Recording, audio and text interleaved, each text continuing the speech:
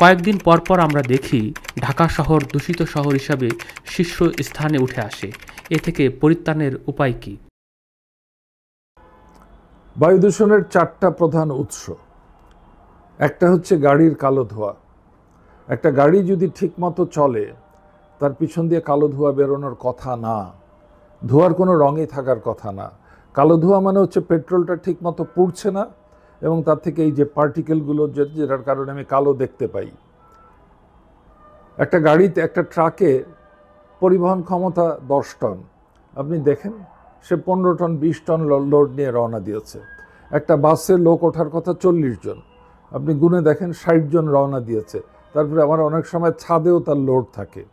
অর্থাৎ অতিরিক্ত লোড বহন করার কারণে গাড়িটা ঠিকমতো চলছে না।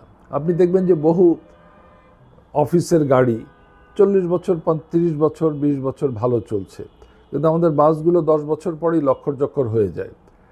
তো সেই ক্ষেত্রে যানবাহনের ব্যবস্থাপনার দিকে নজর দিতে হবে, যেটা পরিবেশ উপদেষ্টা বলছেন কিছু করা দরকার। দ্বিতীয় উৎস হচ্ছে নির্মাণ কাজের জন্য যে নির্মাণ সামগ্রী রাখা হচ্ছে, বালু রাখা আছে, ইট রাখা আছে।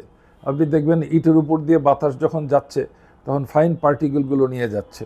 আমি কদিন আগে উত্তরাতে মিরপুর DOHS দিয়ে ঢুকছিলাম, সেখান থেকে দূরের দিকে তাকিয়ে দেখি উত্তরার আকাশ যদ্দূর দেখা যাচ্ছে ধুলার একটা স্তর, ঝড়। তাহলে নির্মাণ সামগ্রীকে আমরা সাবধানে রাখতে পারি না? বালু যেখানে রেখেছি সেটা কি ঢেকে রাখতে পারি না? যেখানে নির্মাণ করা হচ্ছে সেটা কি পানি দিয়ে ভিজিয়ে দিতে পারি না? সিমেন্টের বস্তা কি ভিতরে রাখতে পারি না? ইটের বস্তা কি ভিজিয়ে রাখতে পারি না?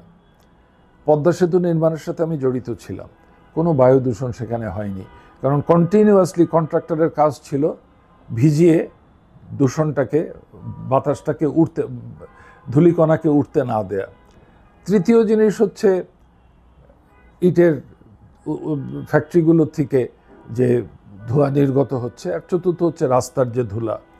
উন্নত বিশ্বে প্রতিদিন সকালবেলা নিকটস্থ পানি দিয়ে রাস্তাটাকে ধুয়ে দেওয়া হয়।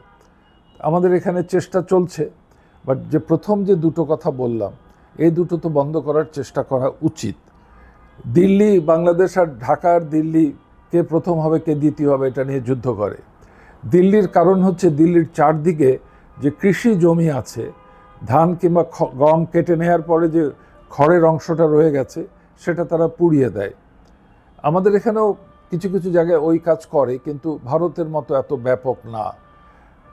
অর্থাৎ কথা হচ্ছে যে বায়ু দূষণের উৎসগুলো আমরা জানি, নিয়মিত মনিটর করা হয়, কিন্তু উৎসে এর উৎপাদনটা বন্ধ করতে হবে। কাজে এটা সম্ভব করা, কিন্তু ওই যে আবার যারা ওই গাড়ির মালিক, যারা ওই ইটের ভাটার মালিক, কিংবা যাদের নির্মাণ ক্ষেত্র থেকে এই ধুলাটা উঠছে, তারা অত্যন্ত ক্ষমতাধর লোক, তারা নির্বিকার। কিন্তু এই যে ক্ষতিটা প্রত্যেকটা মানুষের হচ্ছে, আমাদের এখানে ব্রঙ্কাল ডিজিজ অনেক বেশি। এই জিনিসগুলো আমরা নিজের ক্ষুদ্র স্বার্থ রক্ষা করার জন্যে বড় কি ক্ষতি করছি সেটা বুঝি না।